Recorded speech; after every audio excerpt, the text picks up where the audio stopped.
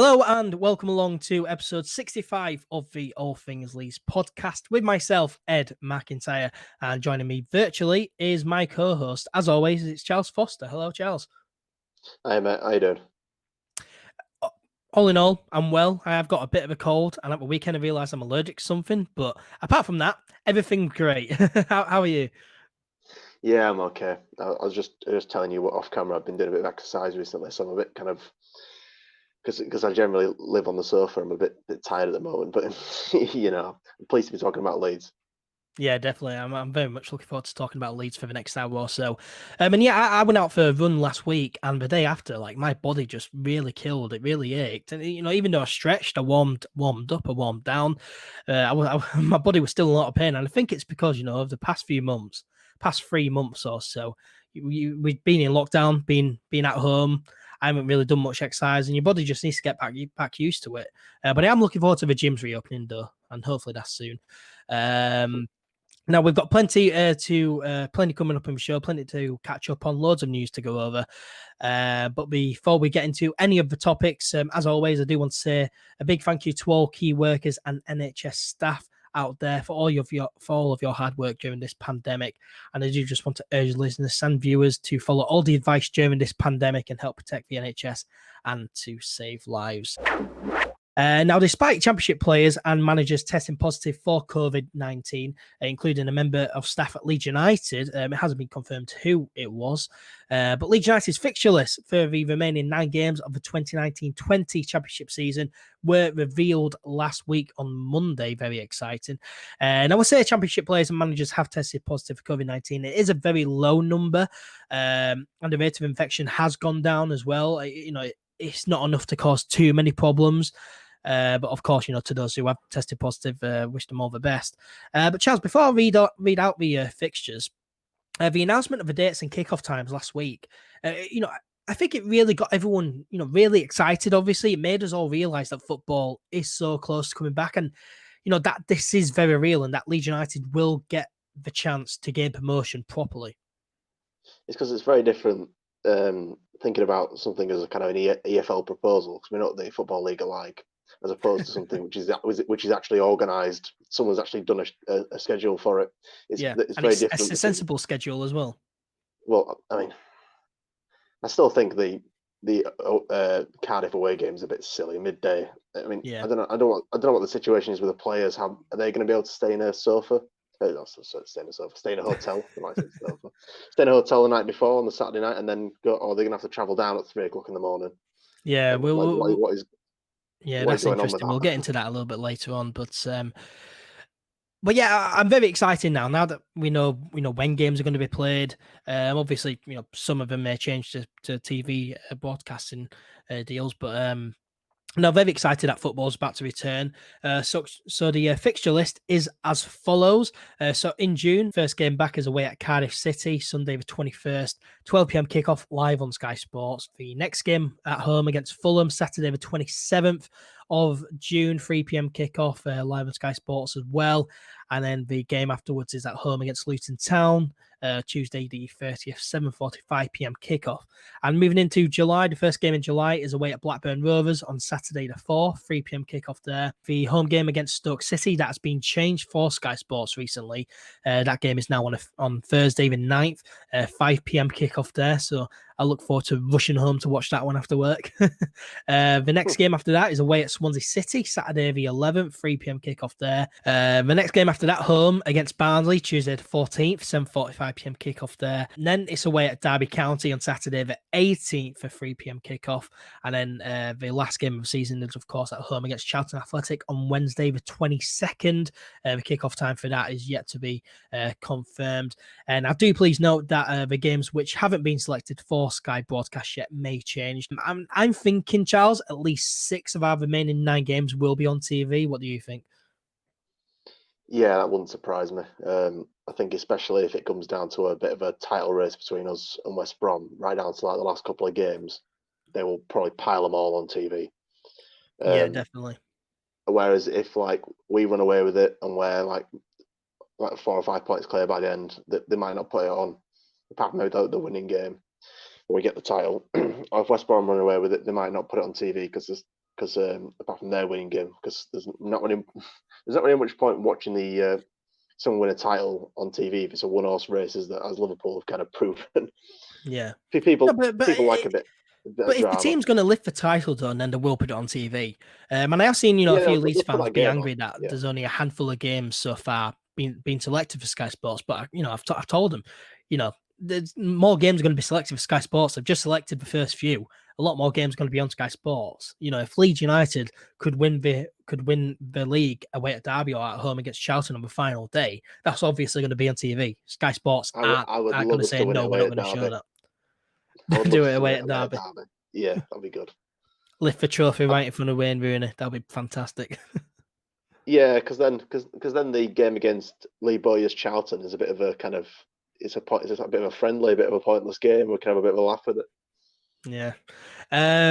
So that's our 9 remaining games, packed into 1 month, which is quite sweet. Get it all over and done with. And they're in the same order as they were before lockdown as well, which I think is good. Keeps the integrity of the competition alive there. I must say though that I agree with you, Charles. I'm not a fan of our first game away at Cardiff City still being at 12 p.m. On a Sunday. Because if the team can't travel down the day before and get a hotel, because of travel restrictions or hotel restrictions, then that's going to be a very, very early start on the Sunday. It's going to be a big disadvantage as well if you're asked to get up at 2 in the morning to travel down to a game and you've not slept all night, and then you've been asked to play 90 minutes of football. Yeah, whereas Cardiff have obviously they can just sleep in their own homes and then go to the stadiums. It's a massive disadvantage that. Yeah, 100%. And as well, because the days are lasting longer, it's a lot more brighter at, late at night, 10, 11 o'clock. It's still a little bit bright outside. And it's hard to get to sleep when it's bright outside. I always struggle to get to sleep when there's light outside. So, yeah, the players may get little to no sleep on the night before and then have to travel down early. So you'd hope that they can get a hotel. But, it's pretty ridiculous that it is still 12 p.m. kickoff on a Sunday. We always say that it annoys the fans having to get up early. But during this pandemic, then 12 p.m. on a Sunday away at Cardiff, miles away, it is a little bit silly. I'm not really too happy with that. But we move on. Now you'll notice that there's no midweek game in the first week. And that's you'd think is to stop the clubs that have been moaning, saying that they need an extra week or so to prepare. I think that's just so they can stop moaning. I think it's QPR and Sheffield Wednesday were moaning, weren't they, about it? Because I think they haven't kept their players fit, and now they're moaning that it's going to be straight into it. Yeah, so I think it's just to say, get this one game out of the way, and then you get another full week to prepare for your next game instead of saying, oh yeah, if you want an extra week, tough, you're going to get two free games in the space of 7 days. So I think it's to stop the clubs from moaning and just get that first game out of the way, and then they got a full week to prepare for a very busy schedule, because after that first week it is just Saturday, Tuesday right up until the end of the season. So it is very busy. It is all packed into 1 month, which I quite like. It gets it over and done with, and make sure that it can get finished, because if it was spread out over 2 or 3 months, then there could be a chance it may not get finished, and there's still a chance that the season may not finish. If we play 2 or 3 games, then a big spike in coronavirus cases happens, then the government, they'll say no, nothing can go on right now, and then football will be cancelled again, and it could be void or whatever. So it's good that it's squeezed in. Try get it over and done with, and hopefully we can get the season finished, and it does look promising. And you may also notice that all of our midweek games being played on an evening are at home, which I personally think is a huge advantage, Charles. Because as I say, with travel restrictions and hotels, you don't want to travel. You don't want to travel. Right, so we've got a game away at Cardiff, away at Swansea. You don't want to travel there on a night and then have to travel back on that night. You'd want to play that game away at Swansea, stay over in Swansea, and then travel back the next day. So again, it's a lot more easy, Charles. Yeah, I think the club are probably very pleased at the fact that we've got all those home games midweek, because it's the players will be. I imagine the players will especially be more pleased about that, because they can obviously have a lot of extra rest before we play the games, and they are going to be very important. I mean, the first couple are probably arguably the most crucial games of the season if we can win. And because Cardiff, we never beat Cardiff. We haven't beat Cardiff in about 4 years. So we can beat them, and then we can beat the last promotion rival we've got in the top 6 as it stands right now in Fulham. Then we have probably. I don't think we're too far away. I know that's an arrogant statement. I don't think it's an arrogant statement because I know there's only 7 games after that. But once if you slap Fulham back down and Brentford are 11 points clear, then you're starting to think, well. And plus, first game Fulham are playing Brentford, aren't they? So if once that's done, then if everything goes our way, and that's a big if, then we could be right. We could be writing with a good chance. Yeah, but I agree with you. You know, the earlier games, they are very important. You know, because if you're looking at 9 games left, if we win 6 of those, I'd say that we're up. And so if you win your first 2 or 3, that just takes so much pressure off you going into the remaining few games. And you know, after 3 or 4 games, who knows? We could, you know, be just 1 win away from promotion. You know, it does take a lot of pressure off. So yeah, the early games, you know, they are very important, and you know, I think we'll be great heading into this. You know, we've said it before, it is like a new season. We've had a big break, and we're going into, you know, the back end of the 2019-20 season, but it is like a new season, a new campaign. And Leeds United players, we've seen them; they've kept fit. They look phenomenal heading into this restart compared to other players at other clubs. And we always start new seasons fantastically. We always, you know, under Bielsa, at the start of the season, we've always done phenomenally. So I think that we will be very good in the first few games back, definitely. Now, speaking of Elland Road, there's been quite a lot of developments down at Elland Road with the Centenary Square at the building. Of course, fans were able to buy bricks. I also bought one. I went down there to see if I could try and find my brick, but it was all cornered off, unfortunately. And it looks fantastic. The Centenary Square looks really, really good. So, yeah, really good job that they're doing there. And also, they've built a road as well down where that roundabout is, that just before you walk down onto Lowfields Road. There's a road that goes left all the way down to the ice rink. Yeah, it's going to be very busy down there, that's for sure. Yeah, I mean, it's nice. It's nice to see that there's a bit of development and a bit of, you know, progression going on around the club, and the club are trying kind of ambitious projects outside of, you know, on the pitch and other things, and hospitality. It's nice to see they've got stuff that everyone can kind of enjoy on their way to the ground. Yeah, I like Centenary Square, and I like all the plaques around the Billy Bremner statue, and I like if I've got a couple of minutes to kill while I'm waiting for you, or while I'm waiting for my old man, or a couple of minutes to kill around the ground, then I do wander around and have a look and see if I can spot anybody I recognise or anybody I know, or just some nice messages. So yeah, I am pleased to see they're expanding it. Yeah, and Centenary Square, you know, it looks fantastic, and it is an actual like square, you know, because you look at Bremner Square, all the bricks around it's just all in a really odd shape. You know, Centenary Square, it looks fantastic so far. I can't wait for them to finish it. And then of course, you know, with the ice rink as well down there, it's going to be very busy, but you know, I like it. It's going to bring it, you know, a bit more to life because it desperately needed some work doing. Because without it being a match day down at Elland Road and near Lowfields Road, it's just an absolute mess. There's just loads of spare land just sitting there. So I'm glad that they're doing something with it, and you know, it does look quite good. And it's nice to see that they've, you know, starting all these, because you know they've announced it loads of plans and stuff. They've announced loads of them, and it's great to see them actually, you know, going through with it and starting some projects. So yeah, it's fantastic to see. But yeah, that's Elland Road, and that's the remaining fixtures sorted. Of course, the first game back is this Sunday. Charles and I will be back with another episode later in the week, where we will preview that game away at Cardiff. Now, of course, fans are not allowed into these games, and I do just want to say that if there's anyone out there thinking of going down to the football grounds, please don't. Please do not go down to the grounds. Just stay away. It's just too much of a risk, you know, for you, for players, for everyone really. So yeah, stay away from the grounds, please. I know that a lot of players have tweeted out about it. The club themselves have said something, haven't they, about fans who are thinking about going down. Just don't be stupid. And as for journalists, though, as far as I'm aware, there won't be any press conferences in person. At least I think press conferences that could be done over Zoom calls or whatever, which would be nice. It'd be nice to hear from Marcelo Bielsa and get all his thoughts on everything that's going on. It's always fantastic hearing Marcelo Bielsa. seeing Phil Hay and Bielsa communicate over Zoom is going to be very funny. I'm looking forward to it already. Especially if the internet connection's not good and the question keeps getting cut out. With Phil's accent as well, and with Bielsa being Argentinian, trying to understand it. It's going to be as the internet connection jumps and it is going to be hilarious. Yeah, it'll certainly be interesting, and I do think that is a big possibility. I think Bielsa, would probably want to try and get as much of the normal stuff just back, and he'd probably enjoy speaking to the press because, of course, he lives by himself up in Leeds, doesn't he? So I think that he'd enjoy press conferences returning in some way or another. I definitely don't think they'll be in person.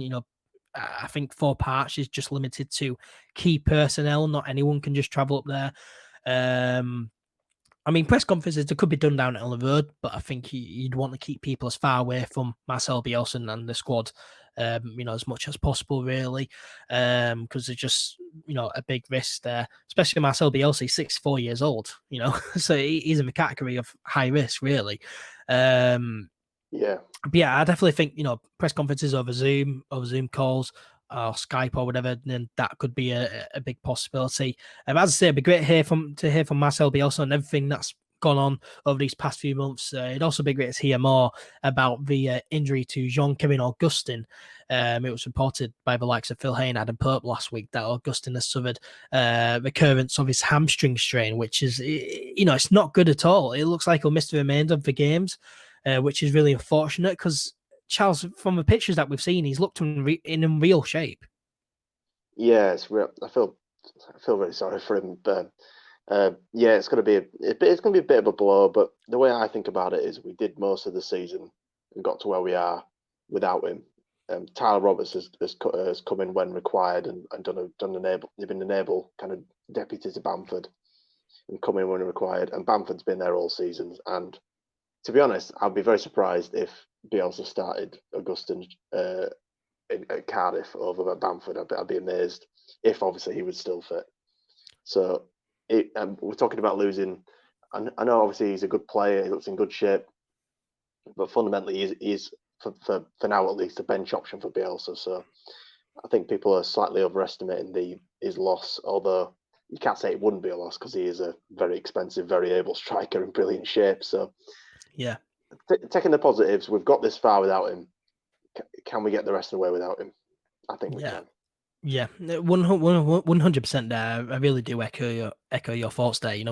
We're 7 points clear of third right now. We've got there without Jean-Kevin Augustin. He hasn't made an impact at all, really, in the first team. He's made a few appearances here and there, but he hasn't impacted the squad at all, really. He hasn't scored any goals yet. So yeah, we've got this far without him, and I reckon that we can go all the way without him as well. Just before lockdown as well, that 4-0 win away at Hull City, Tyler Roberts scored 2 goals, so he's a good option. Bamford is there as well. He does a good job, a fine job. So yeah, as I say, we've got this far without him. I think that we can go all the way without him. But again, it is a big disappointment. Jean-Kevin Augustin, he excited a lot of fans. He is a good player. Whether he would have got into this team straight away for these last 9 games, I'm not so sure he would have. Marcelo Bielsa, I think January transfers, if they're not, apart from goalkeepers, I think players who come in January in the Marcelo Bielsa squad, they have no chance of getting in before the end of the season regularly, unless there's a lovely load of injuries. Because Marcelo Bielsa likes to get him up to speed, and yes, it looks like Jean-Kevin Augustin probably will miss the remaining 9 games, which is really unfortunate. And it'll be interesting see what happens with the deal as well, because of course, there is because he is of course on loan from Red Bull Leipzig. And in the deal, if Leeds United go up, then we have to sign Jean-Kevin Augustin on a permanent basis.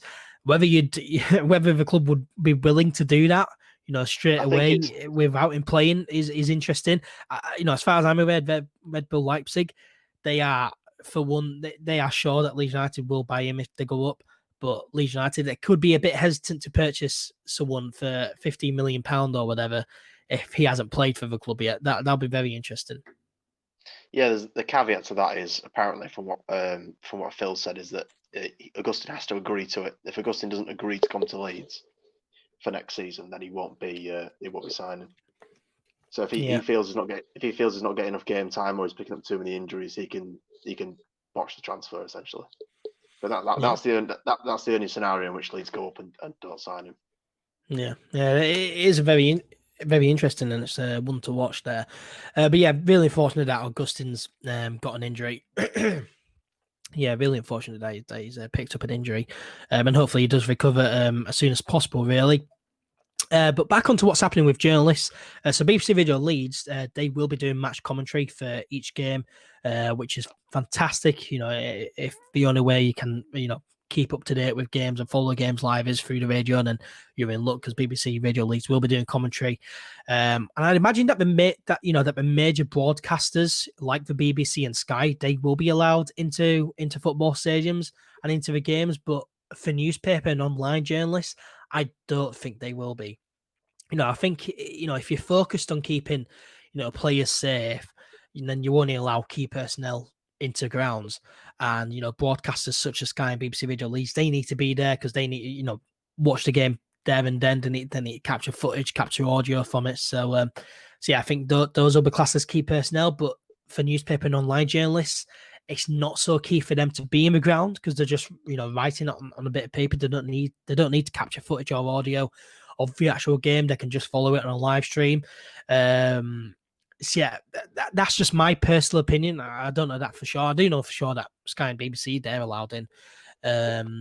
But journalists, for the Yorkshire Evening Post, for example, and Leeds Live, I doubt that they will be able to go in. They don't really need to be in the ground for it, if you know what I'm saying. And I've been in the press box at Elland Road many times, and there is no chance of social distancing there.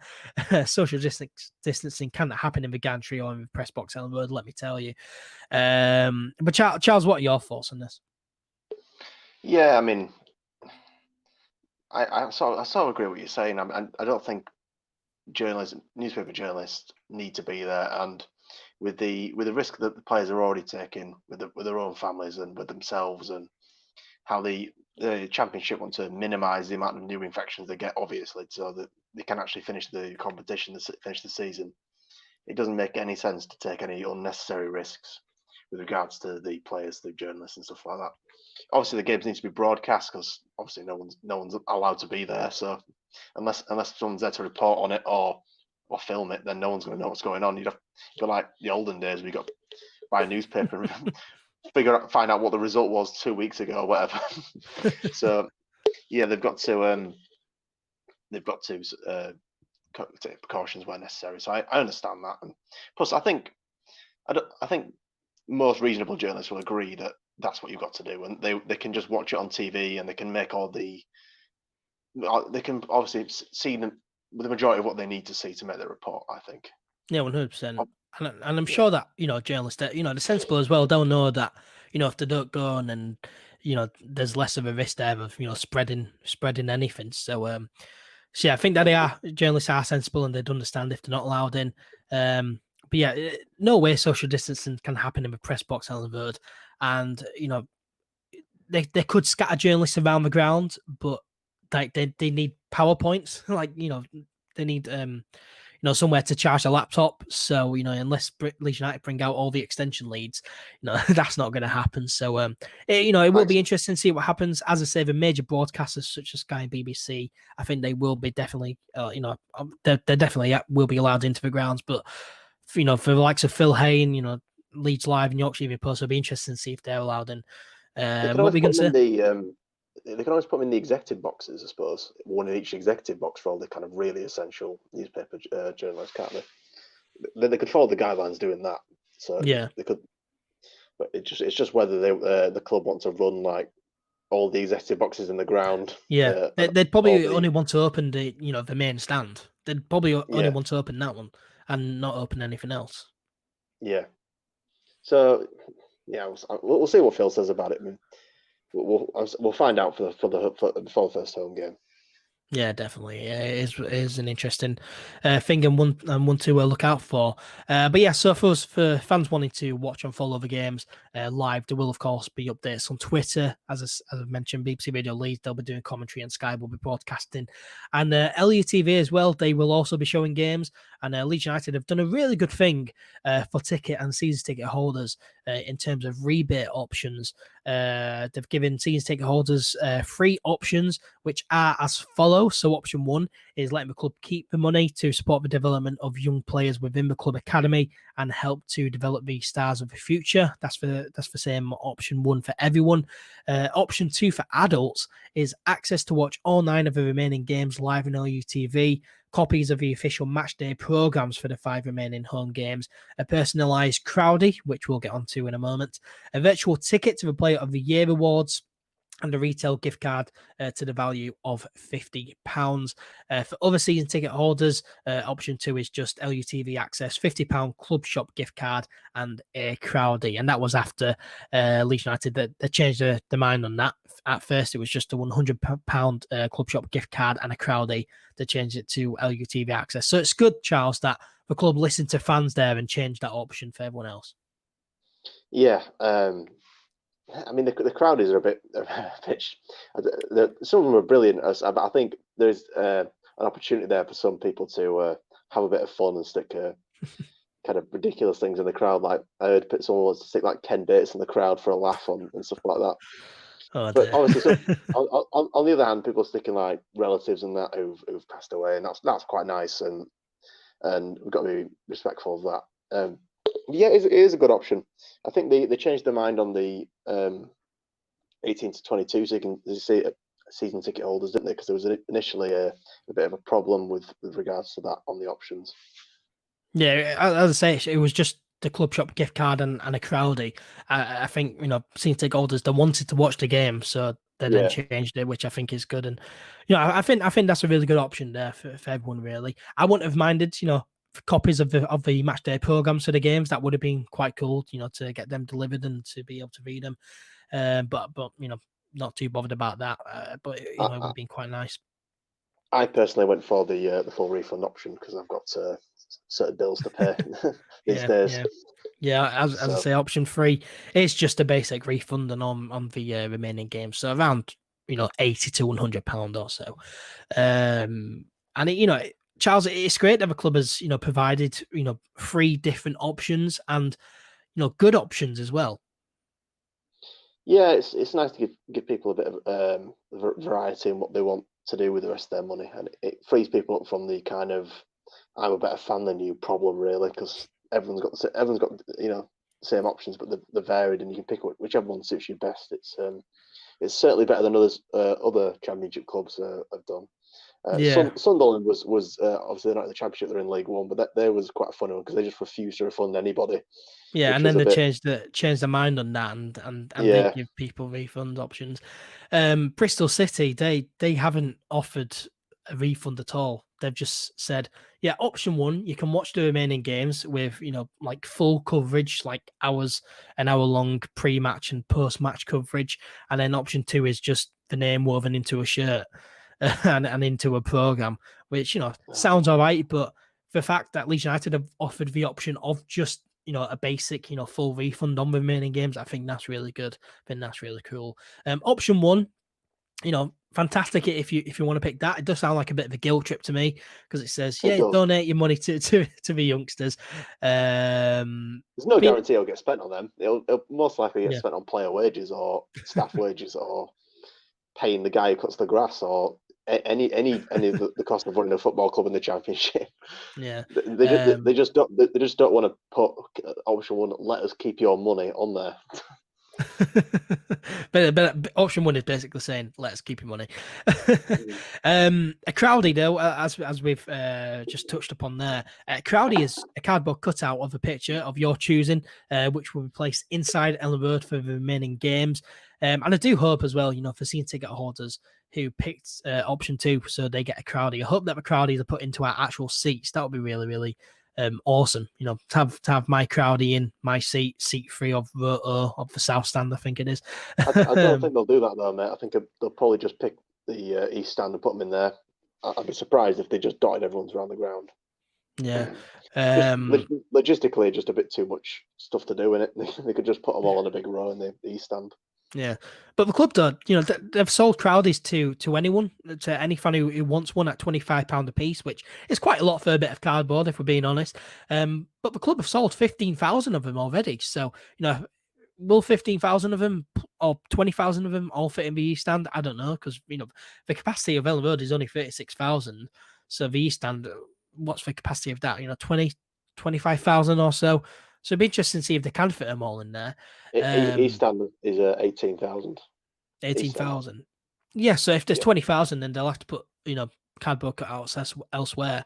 I think it would be cool if they put cardboard cutouts, around the whole stadium. I think that would be really cool, not just in one stand. I think it's quite an intelligent commercial idea to make up all the money they're going to lose from refunds and gift cards and stuff. If by making it up by basically selling the crowd it is a good idea. Yeah, I mean, £25. That's more expensive than some match day tickets. I mean, maybe that's the cynical side of me. Them seem to try and make the money back, but yeah, I do admire the kind of ingenuity of it. Yeah, I think they've made the money back on at least one game there, because £25 is more than some match tickets. So yeah. Seems like a good idea. As I say, they've sold 15,000 of them already. I don't know if that includes season ticket holders who've picked the option for a crowdie. I don't know if that's included in those numbers. But it's still a lot of orders. If you look at it, the club have made £37,000 in cardboard cutouts, which is just unbelievable. And as you said, Charles, we've seen people submitting photos of past players and, past donors and stuff. But we've also seen people, submit photos of family members for their crowdie, which is a very nice touch. And we must reiterate as well, there's nothing wrong with whatever option you pick. If you want to pick option 1, fantastic, do it. If you want to pick option 2 or 3, there's nothing wrong with that. Don't feel guilty in picking option 3 or 2. It doesn't make you less of a fan if you choose to to take your money back or whatever. We discussed this in the last episode. It doesn't make you less of a fan whatever option you pick, Charles. No, it's like, I always think of it like if you place an order online for a product and you don't get it, you get refunded, don't you? If you pay for a product which is watching Leeds United play football and you can't be there to watch play football, then you're entitled to your money back. It's as simple as that. Yeah, you're not getting 100%. The service you've bought. If you're not getting the service you've bought, then yeah, it's your right as a consumer. Yeah, 100%. I must say I did select option 2 simply because I wanted a crowdie. I want LUTV access, so I don't have to listen to bloody Don Goodman talk crap about Leeds for 90 minutes each game. And also I'd have, I'd have probably gone and spent £50 in the club shop anyway. So it's nice to just, get my gift card, and I probably will go and buy a shirt either this season's or wait until next season's kit. And speaking of next season's kit, it looks like our away shirt for the 2020-21 season has been leaked. It was leaked by Footy Headliners last week. It does look genuine as well. It's got the Adidas branding on, and as we've mentioned, as we've discussed in the past, it does look like Adidas will be Leeds United's kit supplier from next season onwards. And yes, so the kit is kind of a dark bluish, greenish striped shirt. Kind of a darker version of that blue striped away shirt we had in the 2008-09 season back in League One, which I quite liked. I was quite a fan of that one. It's a lot like the one from the mid-90s, the kind of the away shirts between kind of 93 and 95, and the one picture of Yeboah wearing one somewhere, but yeah, the kind of green and dark blue. The old-fashioned Thistle Hotel shirt. Yeah. It kind of reminds me of that one a bit. Yeah. But, the shirt that's been leaked, though, I don't think it looks that great, really. I don't know. I quite like new away shirts. I think the colours the colours aren't really Leeds. The blue's a bit dark and green's got nothing to do with Leeds. And I always say I like a yellow away shirt. And we've not had a proper yellow away shirt for a few years now because, according to Angus Kinnear, they don't sell very well. Well, we had one last season. Well, that was the third kit, wasn't it? It wasn't the away shirt. Yeah, but we wore it a few times, and that was a really nice kit. Yeah, but that was I wanted it to be the proper away shirt, not the third kit. But yeah, I don't mind it. I think it'd be all right. I think as a one-off. Like we've had bloody charcoal grey and pink this season, so I don't think this is a massive step away from what Leeds is. Yeah, about. bringing back the blue colours. Yeah, that I'll definitely take that over a grey and pink shirt. Now, the shirt that's being leaked, it's obviously missing the shirt sponsors, logo and other things like that. But personally, I think it just looks a bit dull and bland, really. Very dark colours on it, very dark blues. It looks kind of green, really, obsidian green. Yeah, in my opinion, it just looks a bit dull and bland. I was excited that our shirt's going to be made by Adidas. I thought it would have looked a lot cooler than this. Of course, it is just a leak. We don't know if it's genuine or not, but if it is, I'm probably not gonna buy that one. So yeah, with a £50 club shop gift card, I might actually buy the shirt for this season. Now moving on. Now on the day that we're recording this podcast, and hopefully when this podcast goes out, it's Monday the 15th of June 2020, 2 years to the day since Marcelo Bielsa was appointed manager of Leeds United. Would you believe? Charles, these 2 years, they've absolutely flown by. It makes me feel old thinking about it, to be fair. Yeah. It was. He's definitely been the best manager I can ever remember watching manage Leeds United in my lifetime, and I'm 21, so we've had quite a few in that time. But yeah, it has been a brilliant journey. I've really enjoyed it. There've been times over the last kind of 15, 16 years when I've actually been going to games and that, where I've thought, is there much point me being here? Am I paying every week to just see us be awful? Yeah. There was like a few years period where going to watch Leeds United, you do it because you love the club, but it did feel like a chore. Yeah, it did feel like a chore. I don't think that makes you a plastic fan to just think that this. Obviously, you still go to games, but you just think, I'm spending money on them. They're watching them, and they're just awful. There's no ambition. There was no ambition in the club for a few years. We had terrible chairmen. We had financial, destruction of the club basically from about 2007 on until we kind of got until like 2014, 2015 when Chileno kind of sorted out. I mean, I don't like giving Chileno some of the mess. Yeah, sorting out some things. Yeah, it paid off a bit of the GFH and it paid off a bit of the debt. But yeah, but then some of the things Chileno did, such as splitting up the south stands. I'm not saying he's a good chairman. High tax and stuff. Yeah. But then obviously Rajazani came in and paid off quite a lot more of it. But we still weirdly owe GFH £4 million in the accounts, which is amazing to me. But yeah, so we've had a lot of tough times. So to get a manager as kind of as pure morally and as pure football wise and just a fantastically interesting bloke to have manage our football club. Weirdly, in the Championship, despite that his abilities are definitely beyond this league, it's been fantastic, and it will honestly break my heart when he goes. Yeah, 100%.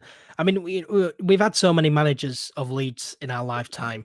Some dreadful managers, some really, really awful managers. Darko Milanic, Hockaday, some dreadful managers. So to get Marcelo Bielsa in, who, has such a fantastic CV. He's managed Argentina, he's managed Chile, managed Marseille, Athletic Bilbao to the Europa League final in 2012.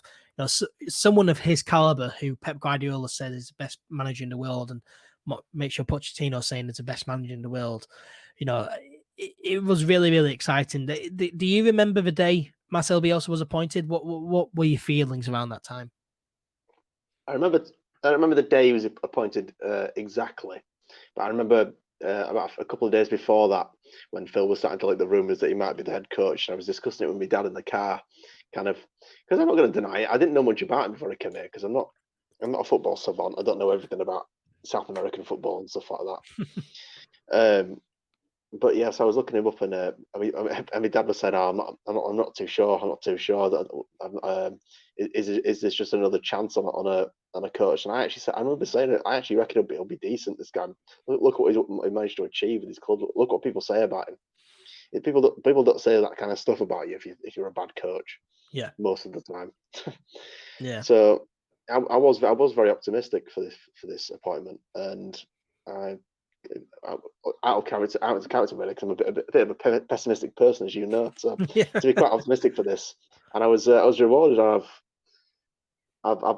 loved nearly every minute of it. I mean, apart from the heartbreak of the end of last season, it's Yeah. been spectacular, really.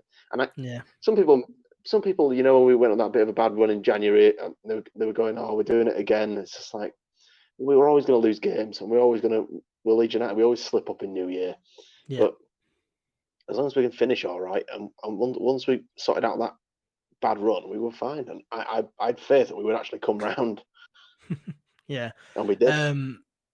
Yeah. The day that Marcelo Bielsa was appointed, for me, because I did a live stream on both YouTube and Facebook, 2 different live streams, so it was a very hectic day. And yeah, at first I was thinking, interesting. I didn't know much about Marcelo Bielsa, but then when you did the research, you saw, what he'd done in the past. And then you were just like, wow, how have we got this guy? How have we got him? And it was such an exciting appointment. Pre-season, though, in 2018, that was a little bit different, a little bit weird. We played for likes of Forest Green Rovers and York City. And the amount of different lineups we had, I remember, what was it? Against York City, we had NkGhTg and Union O'Kane and Lawrence de Bock as a back three. You saw some of the lineups and you're like, what on earth is going on? Yeah, I mean, I think the first time everybody realised what was going to happen was obviously the Stoke at home game at the start of last season, when you realise that this we could really be onto something there, because we absolutely tore them apart.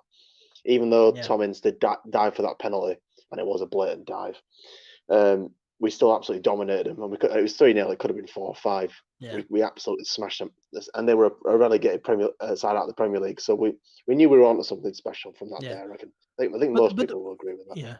But the week before that Stoke City game, though, so the last friendly game was at Elland Road. It was a 1-0 win over Las Palmas. Me We and were you went there. to that one. Yeah, I had literally just landed from holiday and then got dropped off straight down at Elland Road to go watch that game. Yeah, I know, because you looked really tired and a bit hungover Oh, when you were mate. there. On that holiday, I was on a cruise around Spain and Portugal. I flew in from Malaga. And yeah, I was shattered, barely got any sleep. I was hungover, I was tanned, I was tired, got loads of sun. But I was like, you know what? We're going to get back to Leeds at whatever time I think that I can make it to this game. So I texted you in the airport, and then you were up for going. So me and you ended up going to that Las Palmas game. It was a spectacular. I don't think I've ever traveled to a game all the way from a different country. that was very cool. But no, that game, that 1-0 win over Las Palmas at Elland Road in the last friendly before that season started, that game, if I'm being honest, it didn't fill me with hope. The back three was Phillips, Cooper, and Bavardi. That didn't fill me with too much confidence. What were you expecting going into that season? Were you optimistic after that game? I wouldn't say I was massively optimistic, because it took like a very late Kemar Roof winner, from what I recall. I think we scored like the 88th minute or something like that. But yeah, I was pleased to see. We'd won the game, because Las Palmas were a good team. I think they'd just been relegated out of the Liga, so they were a good side. But yeah, I wasn't expecting the season that was to come. I'd be lying if I said I expected us to, play how we played or do what we did against Stoke, because I didn't. But Yeah, I always start, against my better judgment, I always start a new season with hope that we're going to do something good. We're going to achieve something. the hope that kills. Yeah, it really is the hope that kills you. Yeah. I must say I wasn't optimistic going into that season, and it was a big surprise when we came out against Stoke City and smashed them 3-1. It was such a big surprise, and we dominated that game as well from start to finish. And Berardi doing a fantastic job against Peter Crouch in that game. It was such a big surprise. But early on in that season, some of the tactics and decisions from Bielsa really did baffle me. Such as when he subbed off Calvin Phillips after 15-20 minutes in a few of those games. It really did baffle me, and it made you think, yeah, wow, we're really in for a roller coaster here, because some of these decisions, such as making 3 subs before halftime or whatever, so some of the decisions were like, yep, we're in for a roller coaster here under Marcelo Bielsa. And after those first few games, I wasn't expecting the season that we'd have. And there's so many memories to take from that season. Some great football with Leeds were playing, some great football on display. And especially in December when we went on that 7-game winning streak, coming back against Aston Villa away from 2-0 down to win 3-2, that comeback against Blackburn. So many good memories. Who can forget Spygate as well? And that emergency press conference, do you remember that day, that emergency press conference? It was announced in the afternoon. Marcelo Bielsa's called a press conference, and loads of rumors flying about that he was going to just walk away and leave. What were you thinking on that day? I can't deny there was a bit of a fear in me that he was going to leave, but Phil was kind of reporting that he wasn't going to leave and that it was just to clear the air about Spygate. So as long as that was all it was, I didn't really mind. It was a bit of a strange one because I don't really want to go into massive detail because we've done it. If you want to hear what we said about it, go back and listen to what we said about it at the time. But yeah, it was. The whole thing was massively misinterpreted, that whole press conference. People thought it was Bielsa showing off, and it was basically, it wasn't. It was basically saying, I don't need to do the spying thing. I do it because it keeps my anxiety down about the games. That was essentially what it was saying. Yeah. But, the likes of Dean Saunders went mental. But, that's just what people like him do on those talk radio shows. Yeah, but it was such a crazy time, and that emergency press conference as well. I'll never forget that. You're looking at the photos of Marcel Bielsa explaining everything that Derby County do, all of their tactics to a room full of journalists and cameras. It was just unbelievable. Of course, as well, towards the end of the season, Marcel Bielsa letting Aston Villa score just shows what a great character Marcel Bielsa is. And yeah, it was such a fantastic season, so many memories that you just need to thank Marcel Bielsa for. If it wasn't for Marcel Bielsa, we wouldn't have played that football, that style of football. It would have been just another boring season. So yeah, credit to the club for bringing him in, and what a guy Marcel Bielsa is, and credit to Marcel Bielsa as well for staying around for another season. Because at the end of that season, it was a 1-year contract, rolling contract, I think, and you were thinking, will Marcel Bielsa just leave it at that? Because Marcel Bielsa was saying at the time, I think I've got all that I can out of the players. So it was quite a worrying summer. Yeah, you kind of thought that we missed a very big opportunity, but I think Victor Otto and Regizzani managed to convince him that this was a proper project, and if he could get us up there, then we could really achieve something. And I think he bought into the kind of the club, the culture, the fans. I think he felt appreciated. I think he felt like everyone wanted him here. And I think, even though he said he got all he can out of the players, I think he's surprised to be fair, this season how much the players are given more and how much they are willing to buy into it. And I think he appreciates the commitment from the players and from the fans, from the whole club towards him. And that's why he chose to stay on. Yeah, 100%. The 2019-20 season, so far, footballing wise at least, it hasn't been too eventful. It's been pretty plain sailing. We've been, very, very, very clear of third place for quite a lot of this season. So it has been pretty plain sailing, not too eventful footballing wise. But hopefully we can get the job done with the restart. And hopefully Marcel Bielsa will stay with us if we were to get promoted. Do you think he would stay with us if we were going to get promoted? You'd think that the temptation of playing in the Premier League, managing Leeds United against Pep Guardiola and the likes, you'd think that would be too much to resist for him. So you'd hope that he'd stay with us, Charles.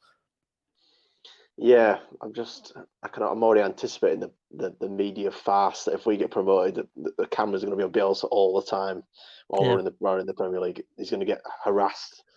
Obviously, in the Premier League, they like to do post-match interviews with every manager. Gary Lineker sometimes does interviews on Match of the Day, doesn't he? He interviews people. I can't imagine how that's going to go with Bielsa, whether he's actually going to, because you can already see the likes of bloody Jermaine Genius and Martin Keough moaning about the fact he didn't speak English already. Oh dear. Yeah, it's going to be a very weird world if we're going to get promoted. It'll be a very different Premier League from when we won the last time. That's for sure. I am looking forward to the impact we'll have on the Premier League, because especially our fan base against other turning up at Southampton and turning up at Watford and turning up at these other sterile places and actually singing. I'm looking forward to what's gonna happen in them situations. Yeah, definitely. And you'd hope as well that, by the time next season comes around, fans are allowed back in, because it'd be such a shame to miss the entire season.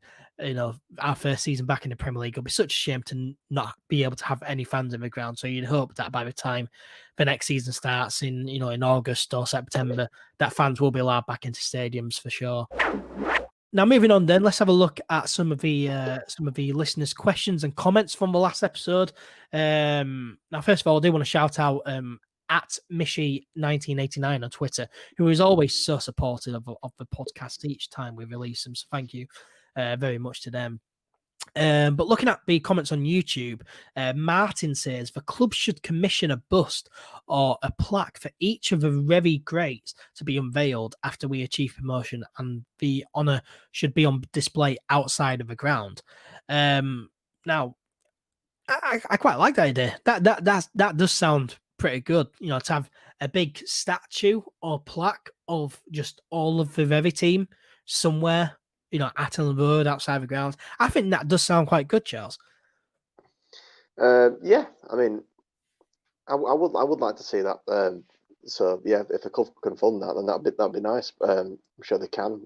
We'll have a lot of money when we go up, and it would be nice, especially because we can honour the Revy players while the majority of them are still alive, and I think they'll love that. And I think having them there for like the grand opening of it will be a very nice moment for the club. Yeah, and I think with that as well, if you're going to do a big statue of the entire Revy team along with Don Revy himself, you'd get rid of that single statue of Revy, which is in the worst place possible, right above the car park. So if you're going to get a picture of him, you just got all the cars in the car park behind it. It's in an awful place, that statue.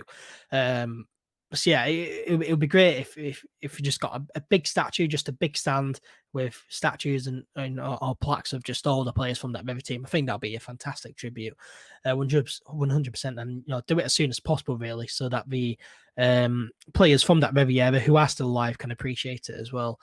Ian Mozzer 1234 on YouTube, he also says that empty grounds will suit Leeds better.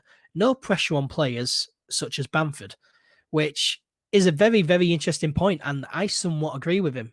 We discussed in the last episode how, fans, they always impact games, they push the players on to, in that Blackburn game last season, without the fans, I don't think we would have been able to come back from 2-1 down heading into added time to win 3-2. We talked about the impact fans have and the positive impact fans have. And, the impact fans may have on referees, but we didn't touch on, the impact fans have that are negative. So Ian Mozzer brings it up. I think it's a fairly good point, because in games in the past, when players haven't been doing too well, when a pass is misplaced, even though we could be 4-0 up and a pass is misplaced, the fans they'll moan and they'll groan and they'll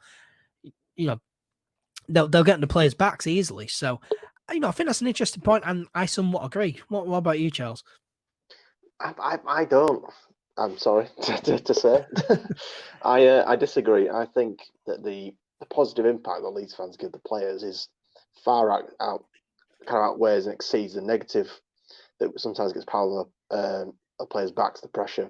I honestly think that we are their boost, and I think Bamford got interviewed by West Yorkshire Sport recently, and he was saying that that's true, that the Leeds fans really do give the players a massive boost. Especially in crunch moments in games and getting players back into games and giving that a bit of a lift. So I think other clubs with worse fan bases will not feel the impact as much. I think I'd be interested to see how we react in general to not having our fans there, because I think the best part about Leeds as a club is how kind of strange and funny and just all around brilliant the fan base actually is, especially at the ground. So I'd be interested to see how our players react to that, and I hope they can. I really hope they can do it without us there physically. We're all there in spirit, but without us there physically. Yeah, 100%. I mean, it will be weird because every single Leeds home game is packed to the rafters. The home end is always sold out, so the players would have got used to that. So it'll be very different. And I've been down to Elland Road when there's no fans there.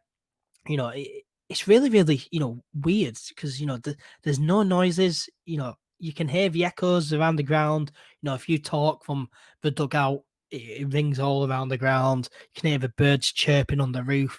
It is a weird experience being down on the road when no one's there. So yeah, it will be interesting. And yeah, I just say, fans, they do have a big positive impact, but I do somewhat agree with the fact that, it could help players with not having 20,000 fans not on the back. That's all I'm saying. I think that it's great having fans in 100%. But if you're looking at the positives of this, then that is one big positive.